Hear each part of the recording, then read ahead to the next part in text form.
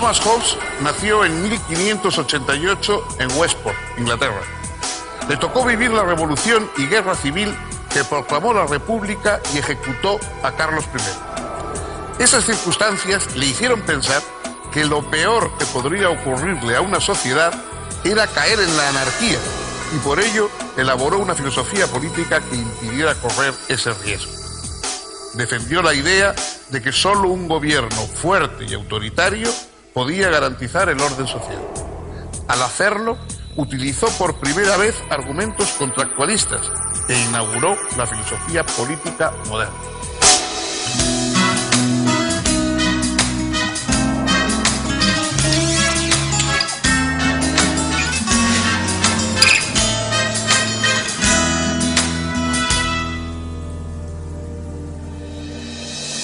Bienvenidos. Gracias por acompañarnos en este deambular por la historia de la filosofía. Hoy vamos a tratar una gran figura del pensamiento filosófico, pero una figura especializada en un campo determinado.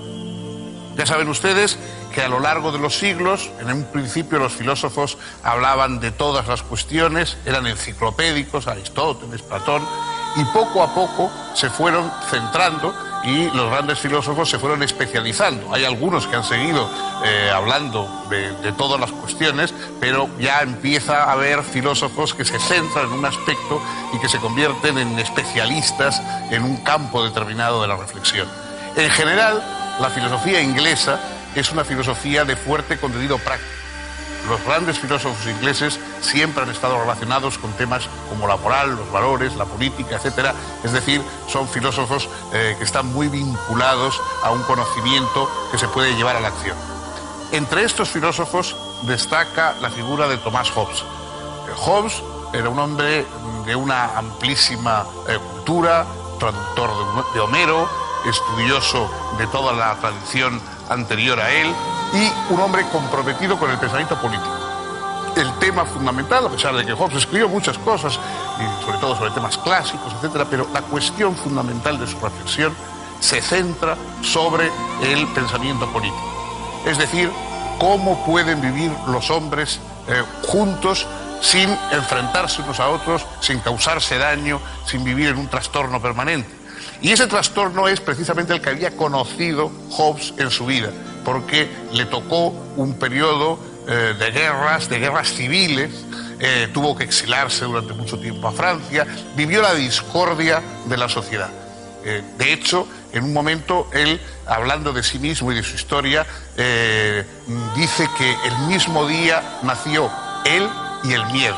Él se consideraba un hermano del miedo de los hombres unos por otros. El hombre es como un lobo para el hombre, dijo en una ocasión, porque tenía esta visión pesimista, pero no se detenía en el pesimismo. Es decir, el hombre es como un lobo para el hombre, pero puede llegar a organizarse la sociedad de tal modo que esos lobos puedan convivir de una manera armónica. Este es el objetivo de Thomas Hobbes. Cómo vencer ese miedo, ese recelo, esa oposición que los humanos tenemos unos a otros, de tal modo que nos juntemos y trabajemos por un bien común.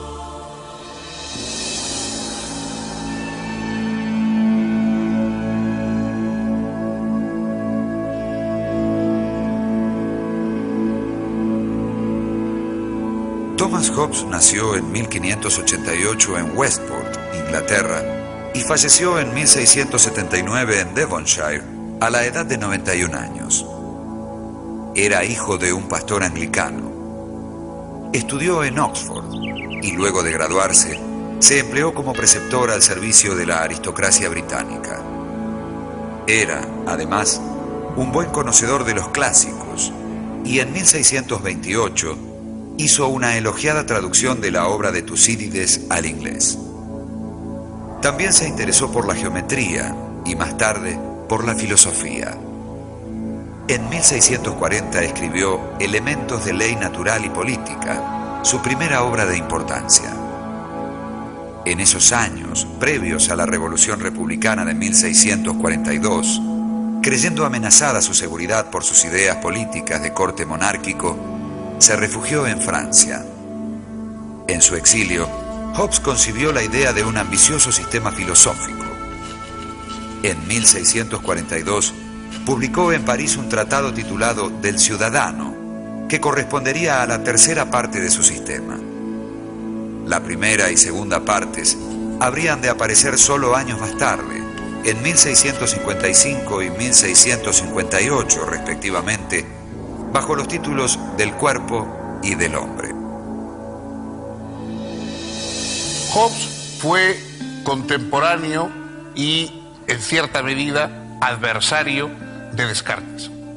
Incluso conoció bien su obra, tuvo ocasión de tratar, digamos, al propio Descartes, y dijo que Descartes le parecía un filósofo muy interesante cuando hablaba de matemáticas, cuando hablaba de geometría, pero que no sabía de filosofía en el sentido más amplio de la extensión. Es decir, que esa idea de Descartes de que había por un lado las almas y por otro lado los cuerpos, por un lado el mundo material y por otro lado el mundo espiritual, que eso era un auténtico disparate.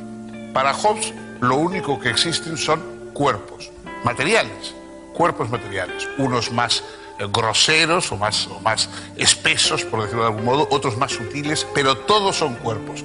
Él dice que hablar de una sustancia incorpórea, el alma era la definición más o menos clásica, hablar de una sustancia incorpórea es una contradicción como hablar de un círculo cuadrado.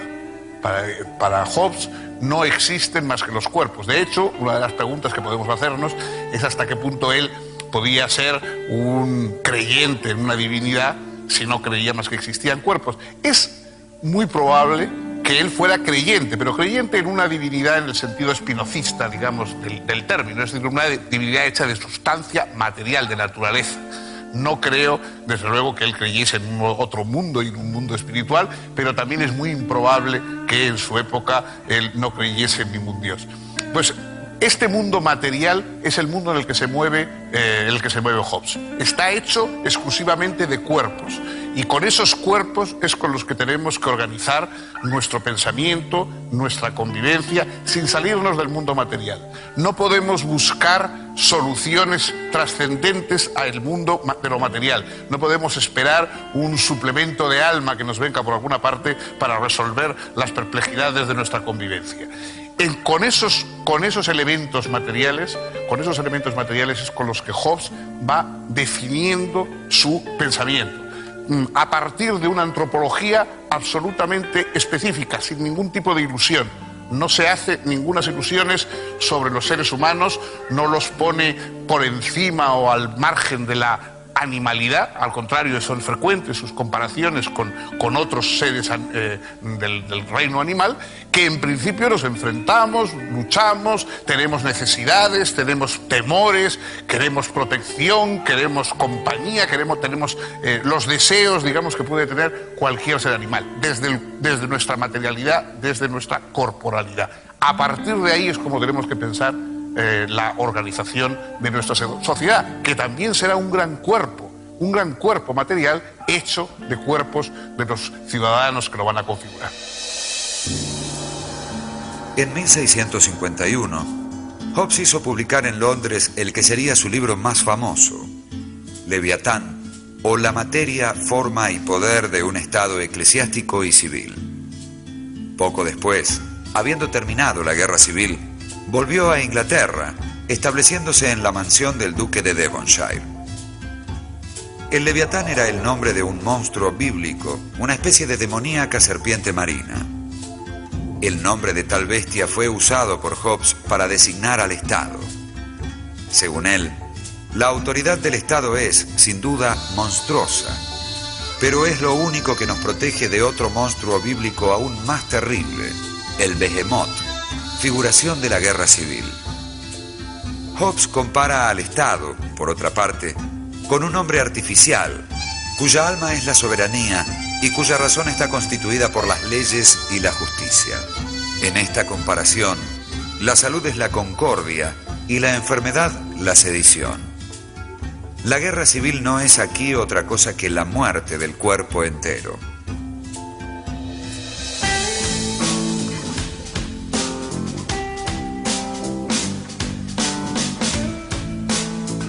El Leviatán de Hobbes se propone estudiar la materia y origen de ese hombre artificial, el Estado. Cómo se constituye, cuál es el poder o autoridad justa de ese cuerpo y qué lo mantiene o lo aniquila. Hobbes dice que se trata aquí de un estudio estrictamente filosófico, y ello significa, para él, que toda consideración teológica está excluida. Según el punto de vista de Hobbes, la filosofía solo se ocupa de los cuerpos en movimiento, de sus causas y propiedades. Se trata de una filosofía materialista que, por lo tanto, no toma en consideración a Dios o a realidades espirituales, pues nadie puede tener una idea que represente algo no sujeto a sensación. Los cuerpos de los que se ocupa la filosofía, dice Hobbes, son de dos clases. Por un lado están los cuerpos naturales, hechos por la naturaleza, y por otro lado, los cuerpos sociales, formados por la voluntad y los acuerdos de los hombres. La filosofía puede, así, dividirse en natural y civil. Esta última, a su vez, puede subdividirse en ética, que se ocupa de los afectos y hábitos del hombre, y política, que se ocupa de los deberes civiles del hombre. La filosofía civil, según Hobbes, pretende, al igual que la filosofía natural, un conocimiento coherente y sistemático de relaciones causales. Si la totalidad de las causas de un fenómeno se dan, éste se produce siempre. Por lo tanto, todos los efectos son necesarios. Hablar de libertad como ausencia de necesidad, tanto respecto de la naturaleza como respecto del hombre, es, para Hobbes, absurdo. La actividad voluntaria de los seres racionales y de los cuerpos sociales que ellos constituyen está tan determinada por leyes necesarias como la actividad de los cuerpos no dotados de conciencia. No hay otra causalidad que la causalidad necesaria. Estamos aquí ante un determinismo mecanicista, aplicable tanto en la esfera humana como en la no humana.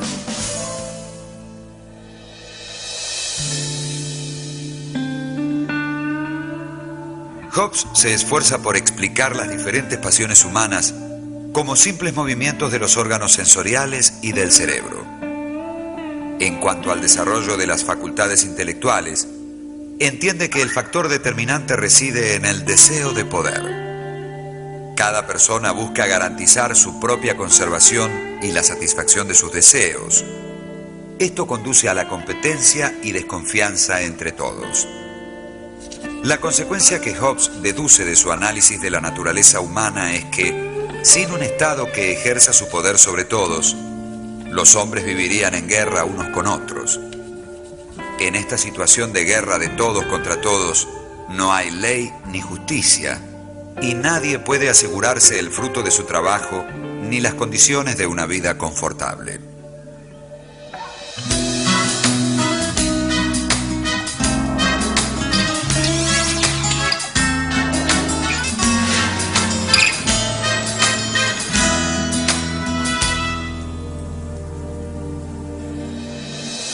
En un principio, los humanos vivían en una situación de salvajismo.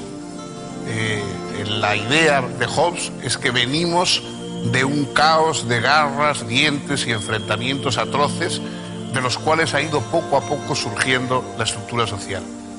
Si hubiéramos seguido con esa vida natural que algunos elogian, y de alguna forma entonces Rousseau vendrá luego a contar ese origen, esa vida natural primigenia como algo, como una especie de paraíso perdido, Hobbes no comparte en absoluto este punto de vista. Para él no tenía nada de paraíso. La vida de los hombres primitivos era solitaria, pobre, áspera, brutal y breve. Breve porque los enfrentamientos mortales terminaban siempre destruyendo a los humanos. Entonces, lo primero es llegar a la conclusión de que los fuertes se imponen a los débiles. Esa es la primera organización del mundo. Los más fuertes obligan a los demás a someterse, a obedecerles, a trabajar para ellos, etc. Pero los seres humanos, aun los más fuertes, tienen muy poca diferencia de fuerza respecto a los débiles. Todos los seres humanos, más o menos, somos del mismo poderío. Y además todos tenemos que dormir. tenemos que dejar nuestra vigilancia en un momento. Entonces, cualquier ser humano, por fuerte, por potente que sea, antes o después se duerme, y el más débil o el más mísero de los otros seres humanos puede apuñalarle mientras duerme y liquidarle. Con lo tanto, nadie está tranquilo, por muy fuerte que sea, mientras no cuente con el acuerdo y el amparo de los demás. De ahí es de donde tiene que surgir el comienzo de la vida social, de ese miedo. Es decir, por muy seguro que esté uno, nunca está seguro si los demás le amenazan. Nadie está seguro si vive rodeado de gente que en un momento o en otro pueden liquidarle. Hay que organizar la comunidad a partir de los ciudadanos para quitarse ese miedo que tienen unos por otros. Y entonces hay que ceder, cada uno de los ciudadanos tiene que ceder su agresividad, ponerla bajo un manto de un soberano que sea el monopolizador de toda la agresividad humana. Los seres humanos renuncian a su fuerza, a su violencia, se ponen debajo de un monopolizador de la fuerza y por lo tanto todos ya pueden vivir sin temor unos a otros, aunque temiendo todos ellos naturalmente al soberano que impone la ley. La ley surge de un acuerdo entre los ciudadanos, desde luego, el acuerdo de dejar de temer y de ceder su fuerza para no tener que estar constantemente enfrentados unos a otros. Ahí, de esa reunión de cada uno de los ciudadanos, va surgiendo esa especie de gigantesco ser, de gigantesco personaje hecho de seres humanos, que es el Leviatán, ¿no? La portada de la obra famosa de Hobbes era una especie de enorme gigante compuesto de seres humanos, compuesto de minúsculos seres humanos. Y ese gigante ya no teme, porque dentro de él todas las partes están concentradas, están unidas, y solamente la cabeza coronada es la que dirige y monopoliza la violencia en el conjunto social.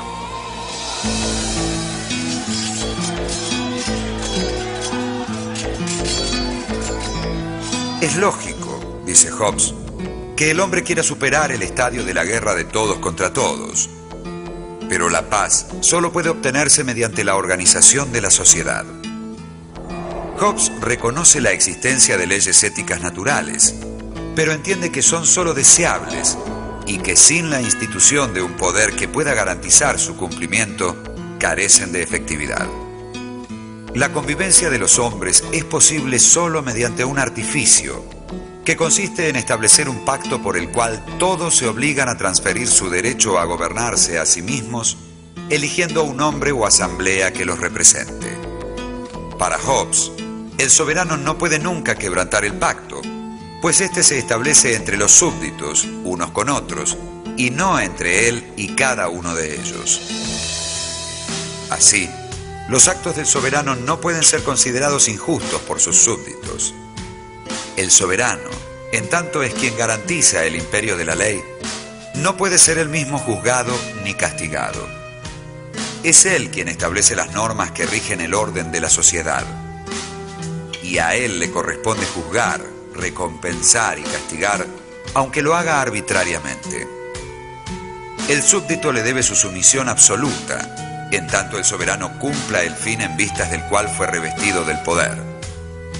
La idea de Hobbes es que no importa qué tan dañino pueda ser el poder soberano, ejercido cruel y caprichosamente, siempre será peor el daño de la anarquía.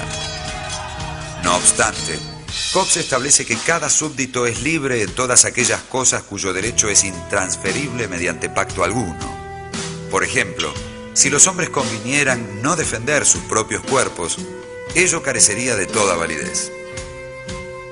Sin embargo, más allá de los particulares casos en que Hobbes admite algún derecho a la desobediencia, queda claro que entiende que, para él, el poder soberano no solo debe ser obedecido, sino que debe quedar más allá de las discusiones y hasta de las habladurías irreverentes.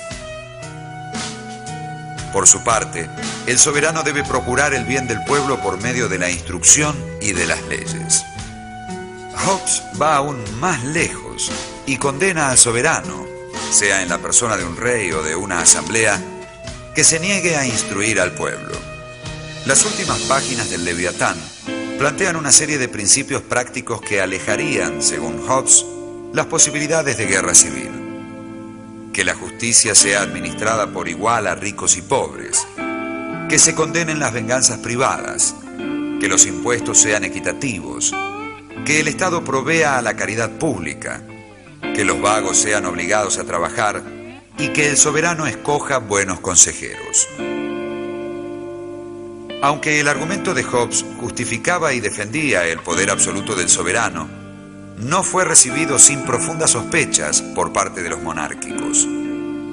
En primer lugar, para las ideas tradicionales, el rey era el dueño de vidas y haciendas de la nación toda por voluntad divina y solo debía rendir cuentas a Dios.